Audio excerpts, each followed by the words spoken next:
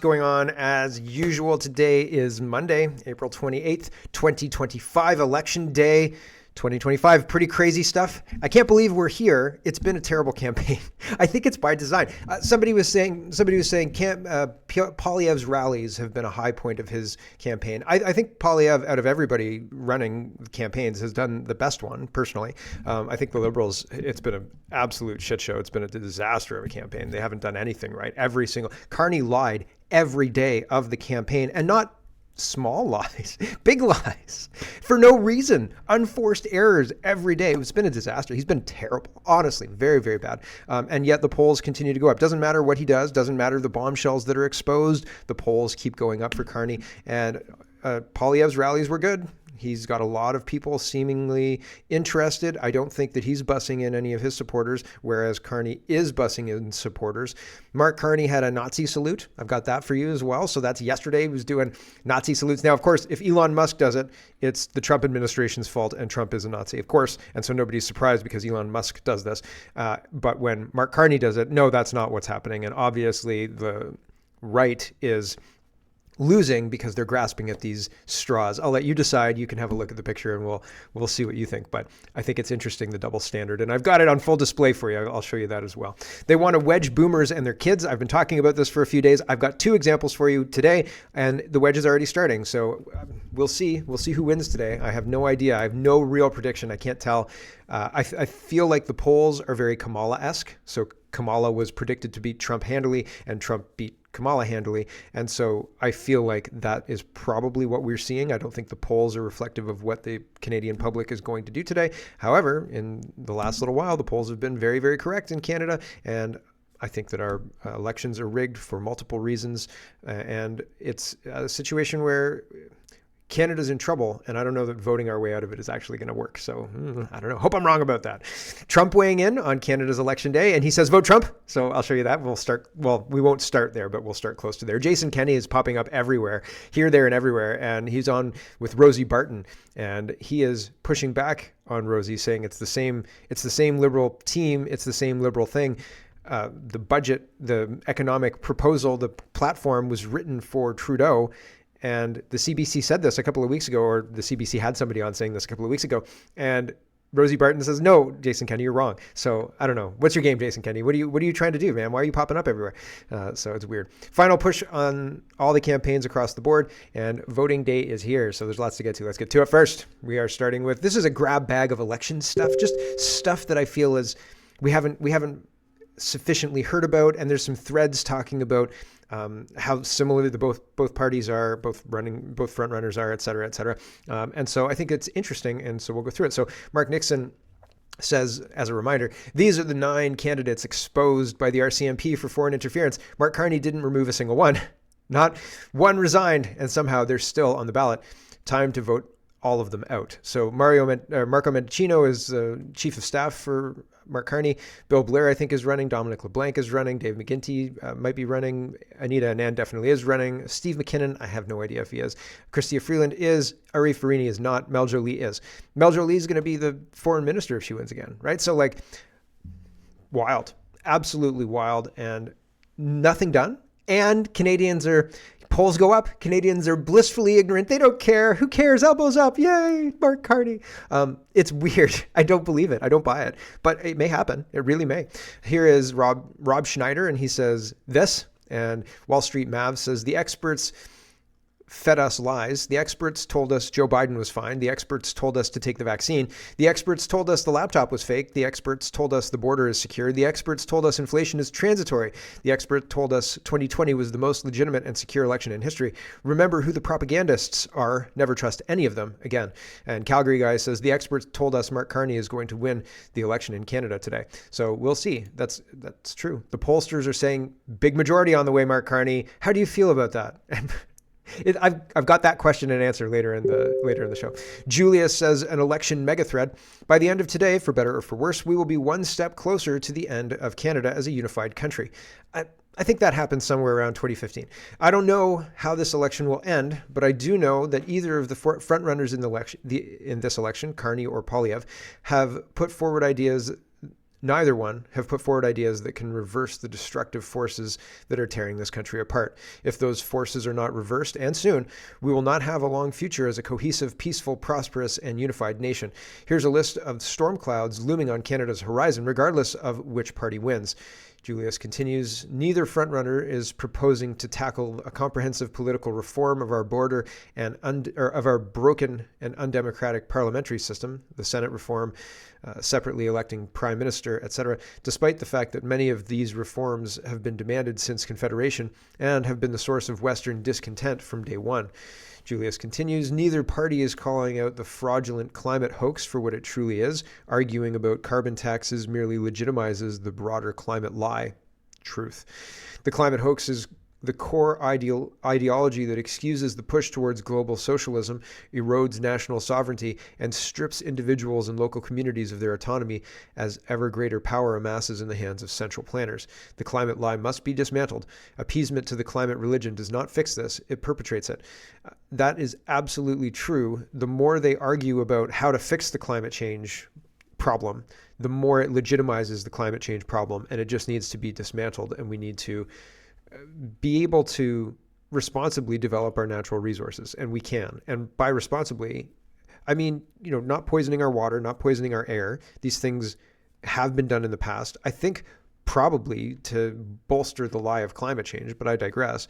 We have to make sure that we do it in a responsible way, deal with the waste in a proper way, but we don't need to overregulate. We don't need to penalize people for buying energy, gas, or anything like that. We don't need to do any of these things, and we need to unwind it from the public mentality that it's necessary, because it's not.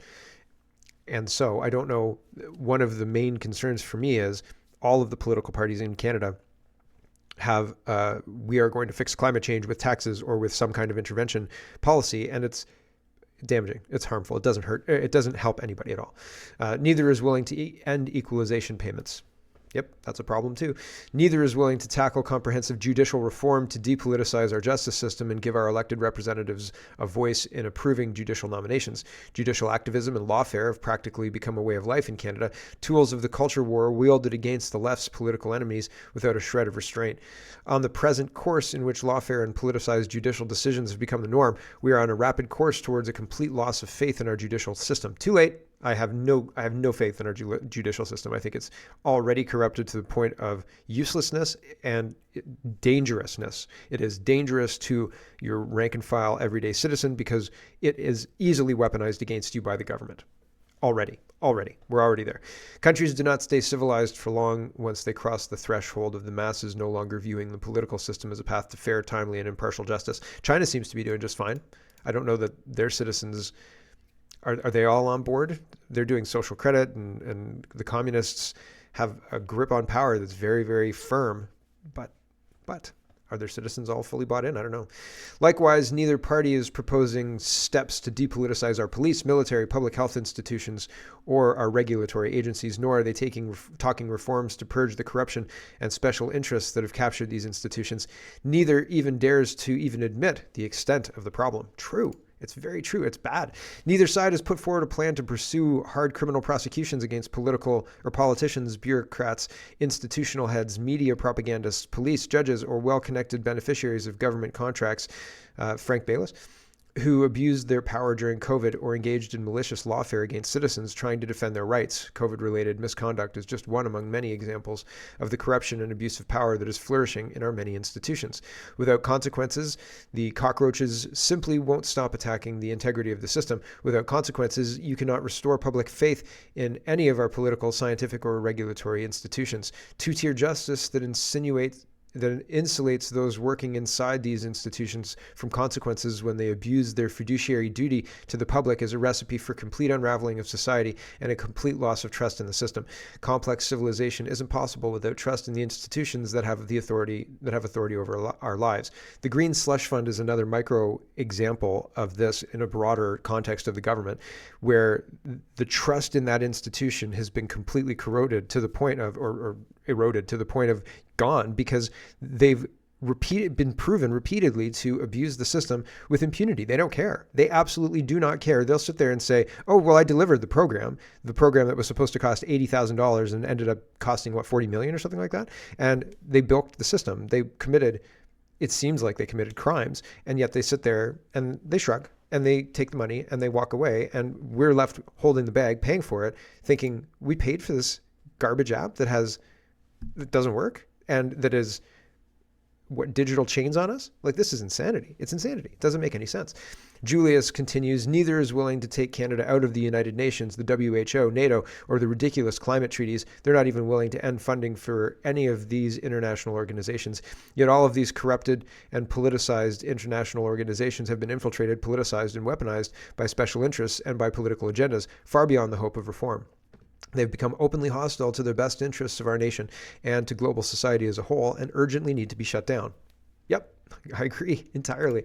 Neither has put forward a plan to deal with the terrible consequences of a decade of mass migration. Neither is willing to completely turn the tap off to allow Canada to digest a decade of out-of-control migration. Neither is, I think it'll crash the economy if they do that. That's why they're not doing it. I'm not excusing it. I'm just saying nothing is free. And we're currently being bolstered by this population coming in, and if we turn that off, there's going to be a consequence. And people don't understand the two-edged sword reality of that, unfortunately. Neither has put forward a plan for how to assimilate those who have refused to assimilate and who are openly hostile to the Judeo-Christian values upon which our culture and legal systems were built. Neither is a plan to deport those who came in bad faith or came with the intention of abusing our system, or who are importing the fractious politics of their home countries to our shores, or threatening long-established ethnic Canadian communities once they get here, i.e. the Chalistanic political movement or those who openly supportive of foreign terror groups like Hamas. Nor have either put forward a plan to punish the Canadians who have used our broken immigration system to enrich themselves. For example, the corporations abusing that system to drive down wages, the immigration consultants, headhunters playing the system for profit, or the fake universities who are exploiting vulnerable foreign students on our soil. Neither has put forward a plan to systemically purge the influence of foreign governments, for example, China, in our political system. Neither has put forward a plan to squash the drug trade and end the money laundering that is happening on an industrial scale in this country. Well, and there's far more than I can read. The two parties are offering a very similar path forward, and the path forward is pretty much what we're doing now with some tinkering on the side. And it's not enough for me. I can't believe that it's enough for anybody else. And that's why I think our elections are rigged.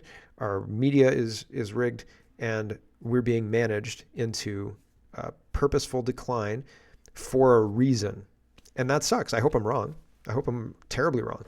Ryan Garrettson says Canada's mainstream media was far too manipulative, biased, and outright steering the election in the Liberals' favor ever since it was announced. They can't deny it. They used their large platforms to sway the population's vote.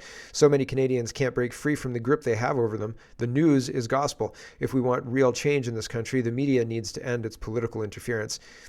I think that's true. Here is Dr. Tim, and he says, this is what's happening on Facebook right now when I try to share a post from conservative candidate Pierre Poilievre versus trying to share the liberal candidate Mark Carney. I hope none of you believe that Mark Zuckerberg really was supporting the American conservatives.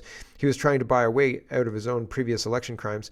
I guess Canada is not that scary to him. So here is, you can't share the Pierre Poilievre thing, but you can share the Mark Carney thing, right? So pretty crazy stuff. It's not surprising when I try and share things, I don't go anywhere, right? My show has a hard 250 to 350 cap. I've noticed it's gone up recently, but it used to be between 250 and 260 views, and that's it on X. I'm not allowed any more than that. So that's weird. That's very strange to me. Here's Donald Trump, but the censorship is the point, and that's what's going on. Ian says Ian's pointing out Donald Trump's statement, and Trump yesterday on Truth Social. Actually, it's on the 25th. I didn't see it until, sorry. It's on the 28th this morning, 8:36 a.m. He says, good luck to the great people of Canada. Elect a man who has the strength and wisdom to cut your taxes in half, increase your military power for free to the highest level in the world. Have your car, steel, aluminum, lumber, energy, and all other businesses quadruple in size with zero tariffs or taxes. If Canada becomes the cherished 51st state of the United States of America, no more artificially drawn line from many years ago. Look how beautiful this landmass would be. Free access with no border, all positives with no negatives. It was meant to be. America can no longer subsidize Canada with the hundreds of billions of dollars a year that we've been spending in the past. It makes no sense unless Canada is a state. Is this how he wooed Melania? Oof. I'm getting a little warm, right? Like, it was meant to be, says Trump. So I don't know how to vote for Trump, but he says vote for Trump, I guess. We'll see how it all plays out. A lot of people think that no matter what happens, Canada is going to become the 51st state anyway. We'll see. I have no idea. I think Pierre will probably fight harder. Mark Carney has some connections to Trump. Maybe Jared Kushner will call him up and say, you know, can we get a good deal on Canada? And the answer will be yes, because Canada will be broke under Mark Carney. CBC Watcher is highlighting this. This is more CBC steering the election. This is our liberal section.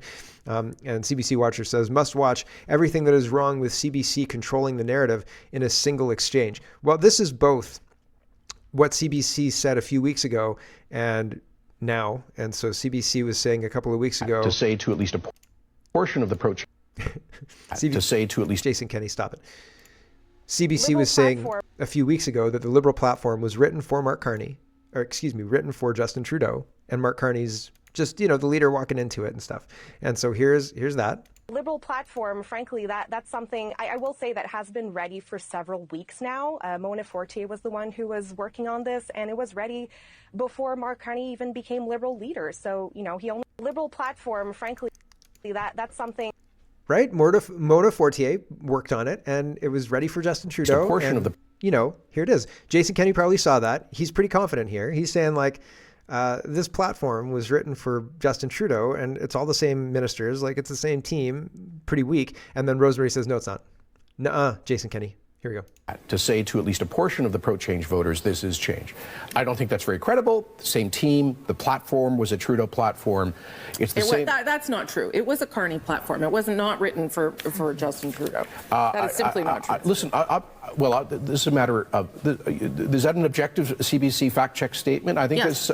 It sucks when you get caught off guard, because it seems like Jason Kenney, if he had any inkling that they were going to push back on the reality of that, he would have been prepared with maybe a 1-2 punch. You know what I mean? Like, oh, I heard it on your platform, blah, blah, blah, blah, blah. But then he changes tactics. He was going to push back and say that it's real.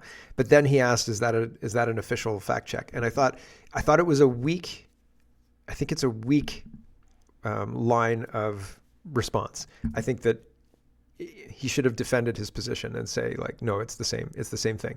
So here's Jason Kenney, and I'm sorry that I think it's weak, but I think it's weak. Here we go. Subjectively, yes. What I will say is, you can say it subjectively, but objectively, it is accurate to say that. It reads to me like a Trudeau platform. Well, that's fine. It can read that way, but that is not. I don't know. I guess it reads. He's losing ground. He should hold his ground. Oh well, it reads like this. It's not. Right? Like, shut up, Rosemary. What the heck, man? You don't even know what you're talking about. It's clear. So the CBC differently, but it reads to me like a Trudeau platform, which is to say to at least a portion.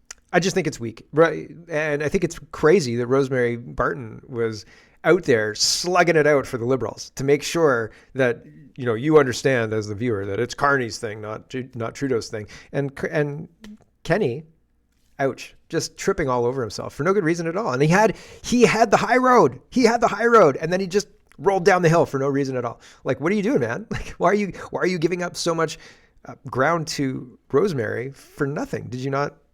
Were you not confident in your statement? Weak. Brian Lilly says, I mean, based on the Liberal standards, this is Mark Carney giving a Nazi salute just look inside yourself. Use your eyes. What do you see? Okay. So here's Mark Carney standing in the back of a truck, giving a Nazi salute to a crowd. Okay. Brian Lilly says, I mean, based on Liberal standards, we all know what this is about. Can't be any question about it. No explanation. It's clear what this is, right?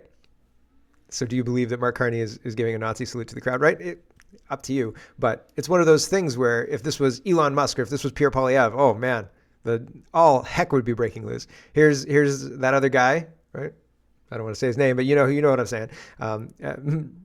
Retard Finder says Mark Carney is cooked. Yep. So there you go. Bruce Arthur is losing it, saying, I know it's tough when you're losing a campaign, but wow, in response to Brian Lilly saying, hey, look at Mark Carney doing the Hitler salute thing, right? Oh, darn, I said it anyway. And Kevin is responding to Bruce when Bruce was talking about Elon Musk doing the whole wave thing. Bruce says, guys, maybe Elon didn't do a Nazi salute. Maybe he's simply a child of apartheid who's also a booster of Germany's neo-Nazi political party, the radical pogrom boosters in the UK, Trump's mass deportation fascist dreams in the US, and a guy who did a Nazi salute. So if Elon does it, Orange Man bad. Okay. But if Mark Carney does it, you guys are grasping for straws. I know it's tough when you're losing a campaign, but wow. So, right? The left is crazy town, and they'll do anything and say anything. And even if you have an argument with them and win on Wednesday, by Friday, they'll have forgotten all about that argument and all about their loss and your win and all of the things you talked about, completely forgotten, in favor of you're a fascist and or other various name calling, which doesn't really hold any water because it's weak. Juno News is reporting. So that's the Nazi salute gate. Any other politician in Canada, this might tank them, right?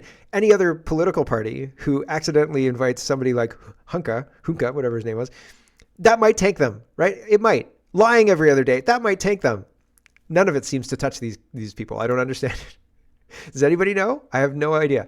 Juno News is reporting Liberal leader Mark Carney's plan to impose new carbon tariffs on imported goods has taxpayer advocates sounding the alarm.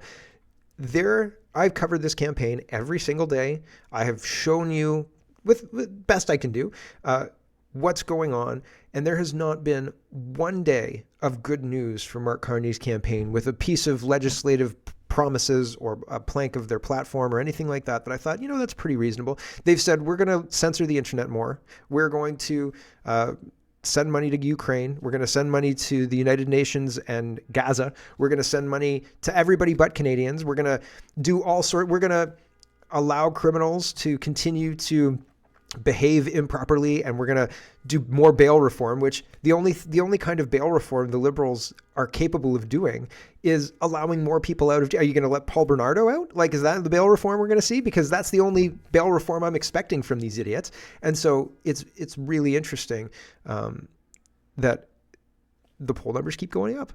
How does that work? How can people keep supporting this? Everything is bad news. Why do people support all of this, right? You want to have carbon tariffs on other countries, so when the other countries' goods come in, we have to pay carbon tariffs for that? Polyev wants it too. There's no real difference. Holly Doan says Canadian Greens acknowledge in federal court documents that 15 candidates withdrew from today's election to avoid vote splitting that could benefit the Conservatives. That's pretty interesting, don't you think? I think that's pretty. I don't think that's good. I think that's bad practice. I think is that election interference or is that playing politics? I think it's right on the edge. So I don't know. But the Greens are doing everything they can to undermine the Conservatives.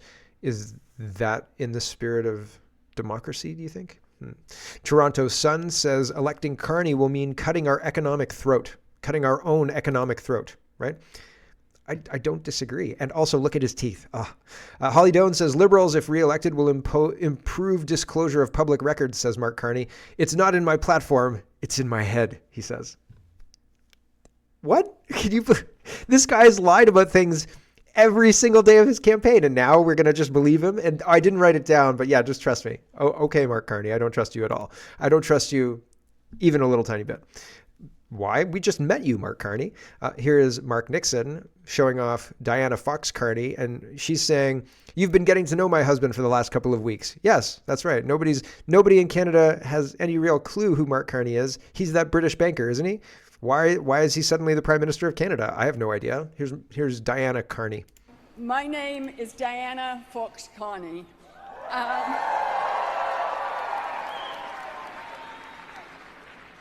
And I'm so happy to be here in Mississauga to tell you more about someone that I know well and you've been getting to know over these past few weeks. Yep, that's it. Welcome to Canada, Mark. Here's the Prime Minister's limo. Blaine says he laughed at his own government's report on the breaking of the social contract and then can't answer the question about what he'd do to reach out to those who didn't vote for him. So he's kind of surprised about the report talking about how people will have to forage for food. The answer, it's a little bit long. I think it's probably worthwhile. This is Mark Carney answering questions badly as he usually answers questions badly. I think we're going to listen to all of it, but here we go. Polls suggest that you're on your way to majority government, but not with... There's the reporter. The reporter saying the polls suggest you're on the way to a majority government. Leading, it's especially, and again, today's election day, this was yesterday, presumably, it's leading and it's interesting. I don't know. Is that usual? Do they usually ask questions framed that way this close to the end of the campaign? It's interesting, especially it seems the environment is combative is the wrong word, but it seems like the wrong environment for the news to be editorializing into questions like that. Anyway, here we go. Polls suggest that you're on your way to majority government, but not with more than 50% of Canadians voting for you. So I'd like to ask you a double-barreled question, if I can. Sure. Do you think it's fair that you could possibly obtain a very strong majority mandate with less than a majority of the country voting for you? And we've seen in the last week you sharpening your attacks against Pierre Poilievre. We saw the crowd boo this morning. We saw them boo last night. We've seen the Conservative leader also sharpen his attack, suggest that Liberals don't want people to own a house. They want people foraging for their food, or they believe that the Liberal future means that you will be foraging for our food. If you do win on Monday, what... Does he not know? Has he not read that report? Like, he should be able to read that report. How many days off on the campaign has he taken because he doesn't do well in front of people, right? You should read that report. Will you do to reach out to all the millions of people who will have voted for Pierre Poilievre? Well, they're not going to have to forage for food. Look. By 2040, they might. I'm running to be Prime Minister of the country. I'm doing everything I can to be as transparent as I can about what we will do if we gain the confidence of Canadians under our system. But the Prime Minister of the country is the Prime Minister of the country, the Prime Minister of works for every Canadian all the time, regardless of who they voted for or whether they voted, and for young people who can't vote as well. So it's a tremendous responsibility, and it's one I view in its totality. So if I'm humbly speaking, if I gain that confidence through our system, absolutely will work for all Canadians. Tepid applause.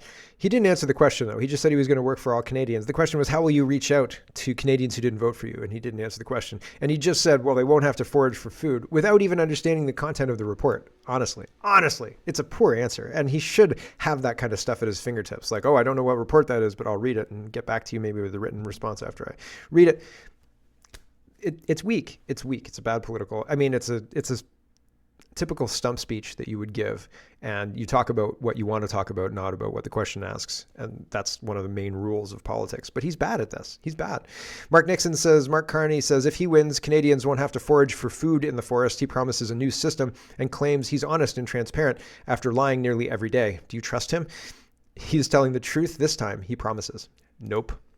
Nope. This I thought was kind of funny. Like, how about no? CTV News is reporting opportunity in this country, says immigrant MP candidates push for a new Canadian dream. No. Immigrant MP candidates, they're going to fix Canada by bringing in their new Canadian dream? No thanks. Next. So weird, right? We're expected to just take this as if this is somehow a good idea. More than that, we're supposed to vote for this? The bridge too far for me, dog. Okay, so I have to talk about this wedge because this wedge is a perfect wedge, and it's very similar in my mind to what Mao did. Mao got rid of the four olds and basically poisoned children's minds against their parents. Their parents were backward, old country, old-fashioned, superstitious, stupid. They don't understand the modern world. We wish that they'd get into the modern world, but it's really hard to teach an old dog new tricks. So your parents are just outdated, and so through that they were able to kind of peel off the youth and install communism in the youth, while basically ignoring the parents, and the parents become non-people and then politically powerless and unable to change anything, right? And so when you take parents and their kids and wedge them, there's a reason you're doing that. And I think we're watching it again now with this election. If this election is lost by the Conservatives, Cian will blame the PPCers, and the Conservatives will hear that the boomers voted Liberal. And so the wedge is boomers versus their kids, right? And PPC to split the Conservatives against Conservatives, right? Wedging all over the place. And it's so clear to me. It's so obvious. And all of the associated campaigns related to this, very obvious. And I hope it's wrong, but we'll see how it all plays out. Kian says 3% of Canadians are going to be instrumental for Mark Carney's path to victory tomorrow. Can you spot them? And it's the PPC, obviously. Liberals, according to this poll, and it's, which poll is it? Abacus Data, Wave 7, April 25. It doesn't give me methodology, but I would imagine it's 1,000 people. All of the polls are between. I haven't seen a poll that had more than 2,400 people, and the poll that had 2,400 people, I thought, wow, that was the only one. And I thought, that's a lot of people. Holy smoke. How did you get that many people? The other highest one I saw was 1,600, and every other poll was 1,200 or less. Every single other one. And the 1,200 or less, I don't think they're legit. The 2,400, maybe, depending on where the sampling was from. Was it across all of Canada? Was it all from Ontario? You know, like there's differences. But I saw the 2,400 one, and maybe you could make an argument there. Maybe. But 1,200, it's totally illegitimate to me. So this is one poll in April, and it's got Liberals at 41, Conservatives at 39, NDP at 10, which is higher than I've seen them. I've seen them down to 4. People's Party at 3%, Bloc at 6%, Greens at 1%. There's all sorts of questions around vote splitting, et cetera, but like, if the Conservatives really are at 39% and the Liberals and the NDP are at 41 and 10%, the Liberals are 41 and the NDP are at 10. Can anybody do some quick math with me? 41 plus 10% equals more seats, probably, than Conservatives at 39%. So the Conservatives need a majority to stave off a majority or to work maybe with the Bloc. And even then, the math doesn't work. Bloc and People's Party, again, the math doesn't work. So it's one of those things where I look at all of this and I think, it's the coalitions and things. There's a lot of storylines in play that could end up with a situation where the Conservatives don't win. And so, man, like, I don't know. I don't know that it's the PPC's fault. I think that the underlying thought process there is the Conservatives weren't able to win those people's votes. And the 3% that were People's Party, that's not a foregone conclusion that those 3% go to Conservatives, because maybe those 3% don't vote at all. Maybe those 3% go to NDP. Maybe those 3% go to the Bloc. Who knows where they go? But you can't say those votes are our votes. And because you did that, my party lost. Because you voted for the PPC, my CPC party lost. It's a weak argument, right? Like, we expect those votes, and because you didn't vote for us, we lost. That's your fault. Look inside yourself, the CPC. Honestly, how is that an argument? It's invalid. It's completely invalid. Theo says, Pierre had a 22-point lead and lost it, and you're trying to hang this on the PPC. It's on the CPC for losing the lead. Yeah, I mean, if you didn't convince people to vote for you, it's not other people's fault. It's your fault, right? Like, here is the boomer wedge. And this guy's talking about boomers who are voting Liberal. Here we go. Let's be honest, in this upcoming Canadian election, boomers aren't voting for their country. They're voting for their comfort. Their moral comfort, because they love to feel superior to the Americans and they just want to feel better than Trump. And they're voting for the comfort of their retirement, their pensions, and their perks. It doesn't matter that over the last 10 years, Canadian GDP has only risen 1.3% in total. That is the worst in our history. It is an absolute disaster for future generations. Young people can't buy a house. The economy is going through the tank, and this stranger has been parachuted in who's closely tied with Europe and the globalist structures, and boomers are going to vote for the Liberals because it protects their future. When the election happens this week and you go to vote, please vote for the country. Vote for future generations. Don't vote to continue the madness that we've experienced, or it just might be the end of Canada. But will we be a state, though? That's first question. Maxime Bernier is out, and he says, I'm so proud of all of our candidates and their teams. They've been more active than ever during this campaign on social media and on the ground, promoting the PPC message in original ways. Our team is becoming more professional, and the PPC has a bright future. And yeah, so there's lots of PPC rallies. There's lots of PPC organization out there. There's a dog. So lots of people who are interested. And here is a PPC convoy fighting till the end. So people who are convoying around, I think this is Alberta, but I could be wrong about that. And I mean, there's lots of people involved, so lots of cars here. That's a sight to see. I hadn't seen that before, right? PPC convoys, that's pretty cool. Here's CPC news. I'm going to get to the end of this before I cut off the stream. I think, how long are we? Oh yeah, we've got time. National Post says, the facts are that a vote for the Liberals and Mark Carney is a vote for more of the slow decline, and a vote for the Conservatives and Pierre Poilievre is a signal that we need to pivot. So the National Post, a lot of the newspapers, National Post and the Toronto Sun are both right-leaning, I guess. Conrad Black was the one who started the National Post, and he still does columns in it. But it's interesting that they're being very plain about what Mark Carney, a vote for Carney, means for the economic impact of that's going to have on Canada. And we'll see. Again, I don't know that our elections are above board, so all of this might be for nothing anyway, but I think that they're correct in that a vote for Carney, or if Carney gets in, that's going to be negative for our country's economic outlook, I think. Here is the rubber chicken, and they say cars are lined up for 2 kilometers in both directions heading into Pierre Poilievre's Peterborough rally. And Peterborough is maybe not as densely populated as some other places, so lots of people showing up. People are walking in for 2 kilometers because they can't find parking close to the venue. So that's pretty wild, really. And people are that dedicated. Oftentimes, if you show up somewhere and then you hear or you find that it's this busy, you're like, you know what, forget about it. We're going to go home. We're going to get some ice cream, and then we'll watch it online, right? But people are dedicated, and they're showing up to the rally. This is the last rally of this cycle, right? Or this is the last rally here for this cycle. Yesterday, Poilievre did 4 rallies in a day, so there were more rallies, but people are enthusiastic.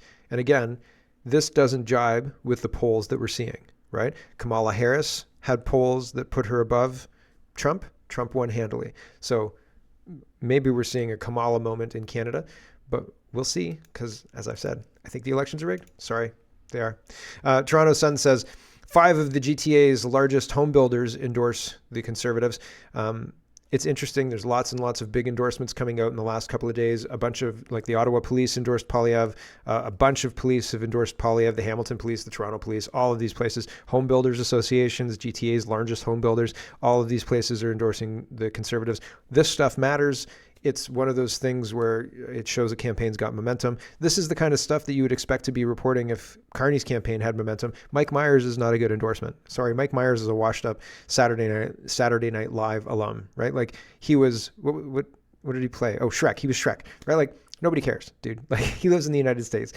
The endorsements that Mark Carney got were crappy, and his campaign was crappy. This is a decent campaign. This is a competent campaign. This is working people and their unions endorsing, right? So that's something. It's interesting. The CPC campaign looks stronger than the Liberal campaign by a lot, and yet the polls still reflect that they're not winning. Holly Doan says Conservatives, if elected today, will bring Parliament into session all summer to pass tax cuts and reform bills. That'll be interesting. In a minority parliament, we'll see how that works out. Fortisax says pathetic, absolutely disgraceful. Does this sound conservative to you? Right? So like, this is a little bumpy for the Conservatives because on one side, I'm saying they've run a good campaign, et cetera, et cetera, et cetera. Does this sound conservative to you? It doesn't sound conservative to me. People are saying, oh, well, we've got to say stuff like this to appeal to the broad masses and things like that. But it doesn't sound conservative to me. It sounds like progressive. And I'm just not on board for it. Here we go. That your origins don't matter. What doesn't matter where you come from. It matters where you're going, whether you've been here for 6 months or your family for 6 generations. That was the promise that every single Canadian was born into or arrived to receive when they came to Canada. But after the law, that your origins don't matter. What doesn't matter where you come from. It matters where you're going, whether you've been here for... But doesn't it matter where you come from? Doesn't it matter? Especially if you're bringing in foreign conflicts? Doesn't it matter? It matters to me. Tracy says, my stepdaughter recorded this from last night's rally at the campaign in Ottawa. The look on Anna Poilievre's face speaks for us all. That's exactly how I feel. So it's been a long campaign. This is the last rally, and they're finishing it up. And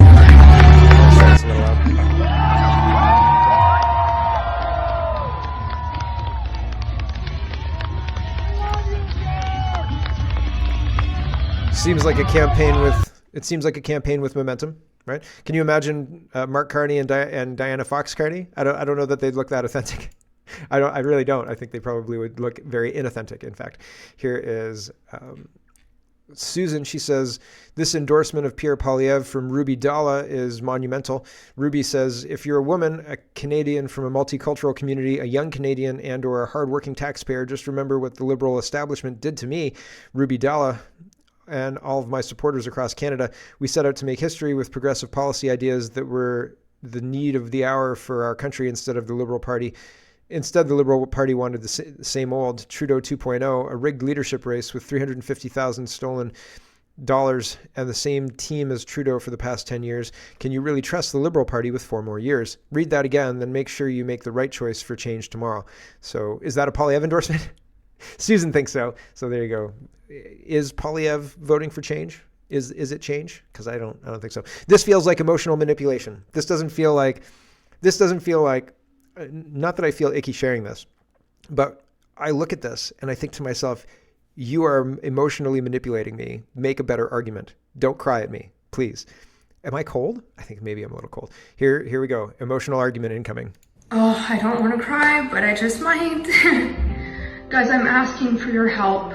And I'm asking for your help because after 10 long years of Liberal failure, I barely recognize the city I used to be so proud to call home.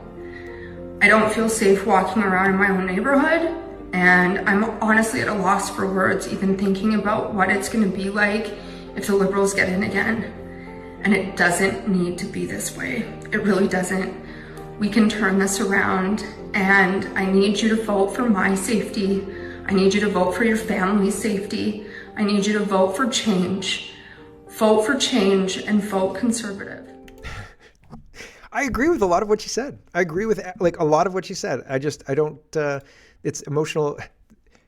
It's like, you agree with me, you agree with me, you agree with me. And then like at the end, she's like, vote Conservative. And it's like, I can't get behind that because I feel like they're still a globalist party. And I hope that I'm wrong. Like, I hope that I'm wrong, but I don't feel like we're going to get much difference between Carney and between Carney and Poilievre. And that's unfortunate. I hope that we get change. I hope that we are able to steer out of the ditch we are currently driving in very bumpily. And I hope that we can get back to sanity. But I don't see it on the horizon because it seems like the globalists have a really, really tight grip on power. Even in the United States where Donald Trump is the president, there are things that he's trying to do that he can't do because of being blocked by globalists, or he's not actually trying very hard. Who knows? I don't know why it's not happening, but even people who look like they're the best chance to get things fixed aren't able to get them fixed. And that's reinforcing my belief that voting our way out of this isn't going to work. And so I don't know how to fix the problem. I wish I did know how to fix the problem. I hope that the next few years are going to be better than the last few years, but I'm not confident that they will be because it looks like we're not actually in charge of deciding who's going to run us next. It seems like our democracy game doesn't impact their wholesale stealing from Canada and its production now and into the future game. Our democracy game has no impact on their game. And so I don't know how to rectify that because I wish I did know how to rectify that because I'd do it if I knew how to rectify it. But at this point in time, we're being lied to about a lot of things. And anybody who tries to get to the truth is canceled or called insane or pushed off to the side somehow. Anybody who stands up against the globalists in whatever country is removed or blackmailed or, you know, they'll do to them what they did to Donald Trump or worse, right? Conor McGregor, we'll watch and see what happens to him. But it seems like if we try and fix it honestly, genuinely, then you personally lose, or the person who tries to stand up and fixes it loses, and the whole society continues moving forward anyway. And there's nothing, there's no bulwark to stop it. It doesn't seem like there's any institution that's going to stop it. The churches aren't going to stop it. The legal institutions aren't going to stop it. The military is not going to stop it. The police aren't going to stop it. They all work for it, right? And so, like, it seems, and I don't mean to be blackpilled. I'm not trying to say it's hopeless. I'm just trying to say the options that are in front of us don't fix it. And I don't know that the options in front of us will ever fix it. And the only options to fix it are very, very difficult and unlikely to happen in the current configuration because we're very comfortable the way we are. And so I'm not wishing to become uncomfortable and so we can fix this. I just want sane governance, and I don't see it. I hope I'm wrong. I hope I'm wrong. Anyway, thanks for watching on the stream, everybody. We still got more show to come. Hello, everyone. Thanks very much for watching. This is just a short version of a longer show. If you'd like to get the whole show, you can go over to canadapoly.com and sign up for a subscription. Just look in the drop-down tab for Shop and Donate and look for subscriptions, and you'll get immediate access to the full show. Love to see you. Thanks for watching, everybody. Have a wonderful, wonderful